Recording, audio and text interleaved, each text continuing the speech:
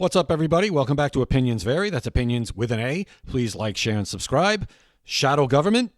Is that something the Democrats could pull off to try and help themselves cope with the new Trump administration coming in? Trying to make themselves feel better about the complete wipeout they suffered last week at the hands of Donald Trump and the Republican Party? It just doesn't get any less crazy. It just keeps getting more and more crazy. The more time goes on, the more crazy they get, which is fine with me. Let's take a look at the latest wacky proposal, along with a couple we talked about yesterday, from a Democrat congressman from North Carolina who thinks that, yes, a shadow government should be set up because, it works that way in England. Oh, boy. Well, the Democrats' nightmare is quickly breaking into a kind of a fever dream. Some party members are floating ideas about how to respond to a second Trump presidency, and some ideas more outlandish than others. So let's take the temperature of the room, shall we? First up, the dream that Supreme Court Justice Sonia Sotomayor could resign and be replaced by a younger justice.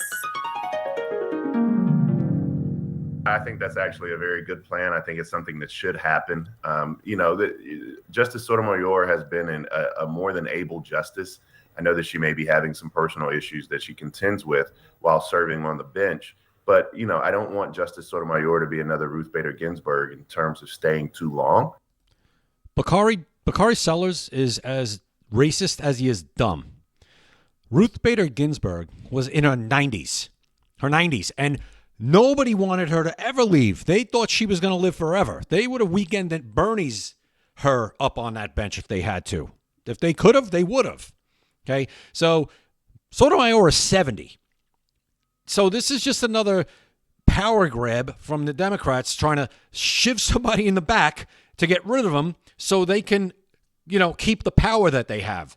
They are a vicious party. Vicious. They don't care. You're their expediency. You're a pawn. A pawn to be moved around or just tossed off the board if you have outlived your usefulness.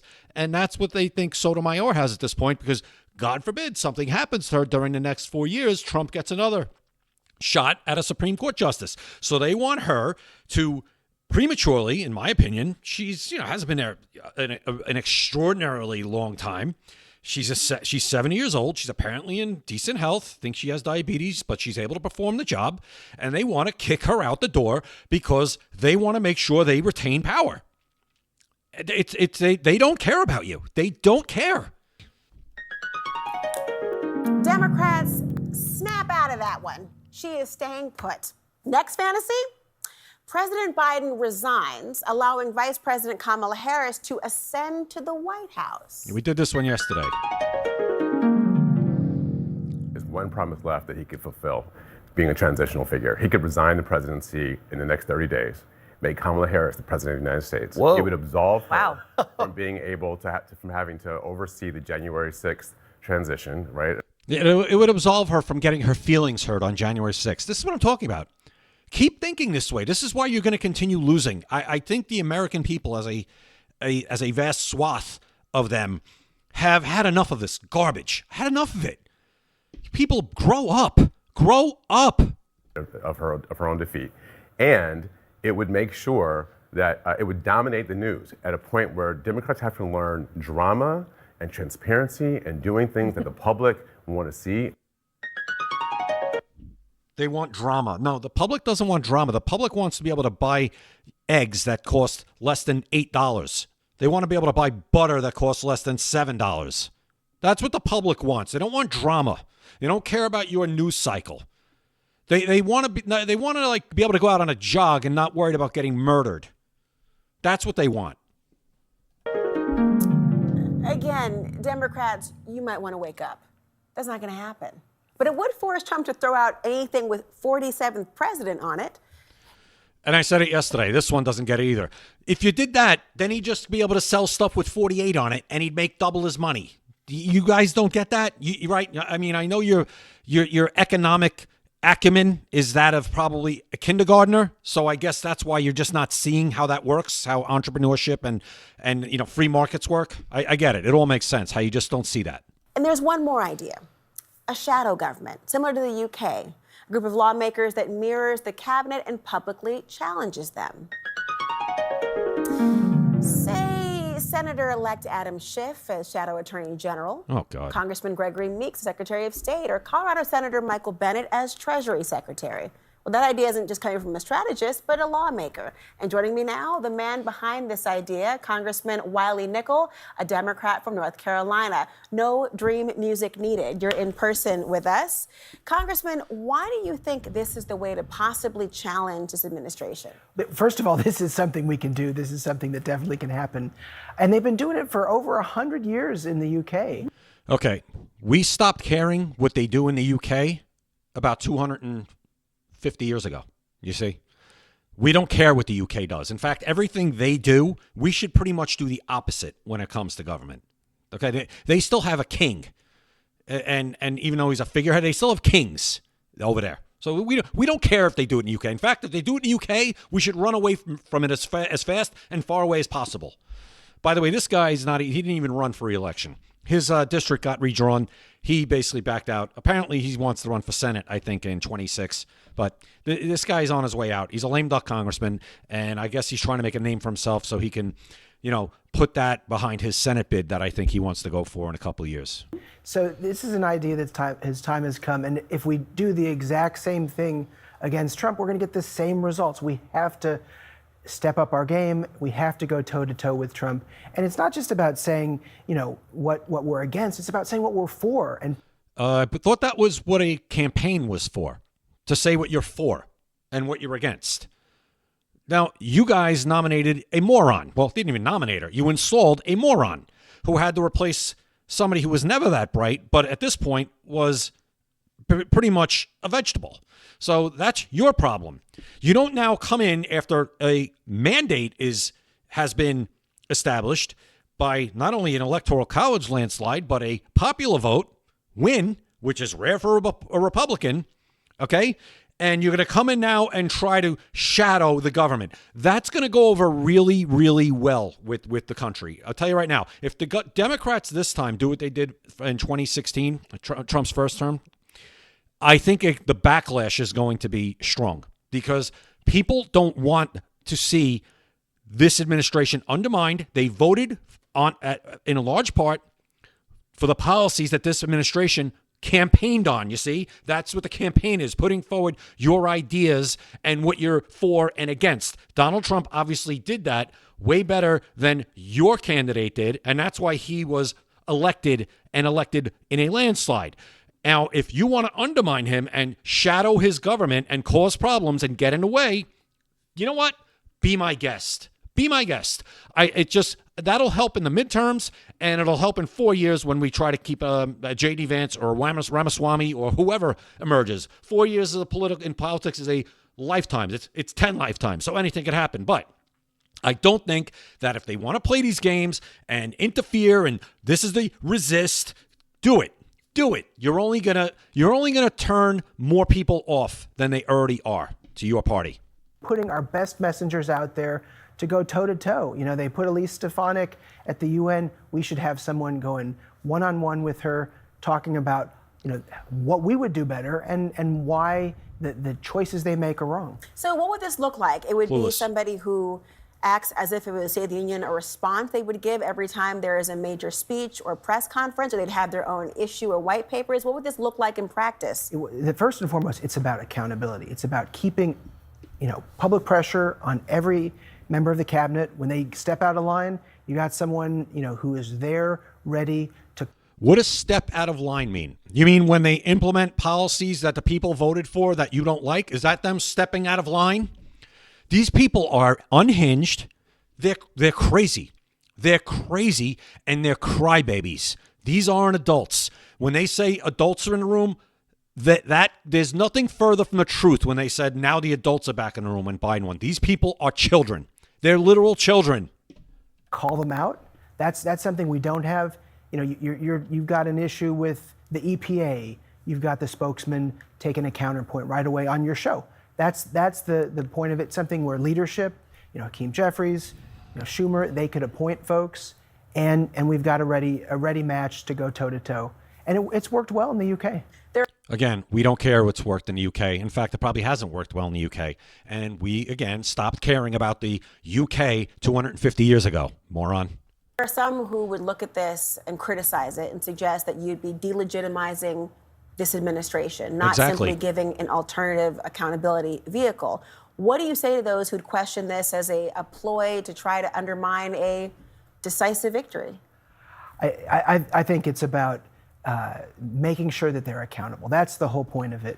And, like anything, you start it from scratch. You get to do it our own way, our own American way. They've certainly they've done it for a while again in the UK. I think this guy he should just move to England. You should run for parliament. Forget about running for Senate in our country. Why don't you move to the UK and run for parliament? I think that's what you should do. I think that suits you better. But, what I want to do is I want an answer. I want a message on our issues. I want to talk about the stuff that we want to do. So in the next election, we say, okay, Trump is deporting, families. This is the. Are they here illegally? If they're here illegally, then they should be deported. That's the law. Policy we would put in place. And that's what you get with the shadow cabinet. I think it's a lot of fun. You start looking, you fill the spots. You look at our amazing messengers who could take that task. It'd be a lot of fun. This guy thinks he's playing a board game. Like I said before, you're pawns. They literally see you as pawns. They see this whole thing as a big pawn, chess table, and they get to move you around how they deem that they see fit. That's what you are to them. That's what you are to both parties' establishments. That's what Donald Trump has disrupted. We see it now. These people have been using us like pawns and pieces on a chessboard for decades. Decades. And we've had it.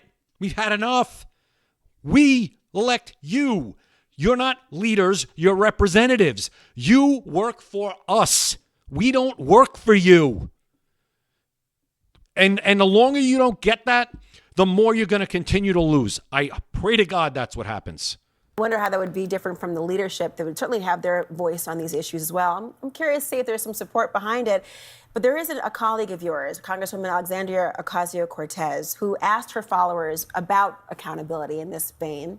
She asked them why they split their ticket between Trump and Democrats, and if they actually did that. And some of the most common answers I want to share with you, and I'm summarizing here: working class, anti-establishment, and change. Why do you think the voters see Trump that particular way? And what do the Democrats need to do to counteract that? I mean, we got to do a lot better. And I think elections are just very simple. It's change versus more of the same. And unfortunately, to this small slice, felt like Trump was their best bet for change. But those It wasn't a small slice. same voters in places like North Carolina and Arizona and Michigan and Wisconsin and Nevada, they voted for Democrats for the Senate, for the governor in North Carolina, the same states that voted for Trump. So, all right, let me get into that. Those races in Wisconsin and Michigan, I can't say it on this platform. Once again, there were straight lines up in the middle of the night. There was a straight blue line up in the middle of the night in those races. And then it went up, and it got up above the red line, and then it went like this. Okay. That aside, can I logic myself into why that could have legitimately happened? Yes, I can.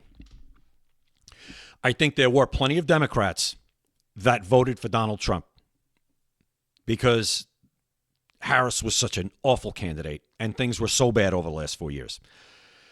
It's difficult to ask somebody who's voted for one party their whole life to completely down ballot change their vote. So is it surprising to me that in a couple of those races that they said, you know what, at the top of the ticket, I'm gonna change it. I'm gonna change it. I'm gonna vote for Trump. But I can't bring myself to do that to the Senate. I can't. And some people like divided government. I can logic myself into thinking that, okay, that's possible. Fine. North Carolina, the Republican candidate might be a great guy to listen to on a speech, and he's fiery and this and that. Obviously, there was some serious issues with him that came to light that he couldn't get out from under. So I don't think that's a good example of what he's talking about here. Arizona, Kerry Lake. Why does it take forever to count votes in Arizona? Why? They're still not done. They called the race, but they're still counting votes for House races too. That's something that I've said repeatedly on this channel has to change, and it needs to change now. It needs to change before 2026. This has to change. We can't be counting votes for a week. It should be 24 hours. Done. This is absurd. California, still counting. Nevada, they just, I think, finished. This is crazy.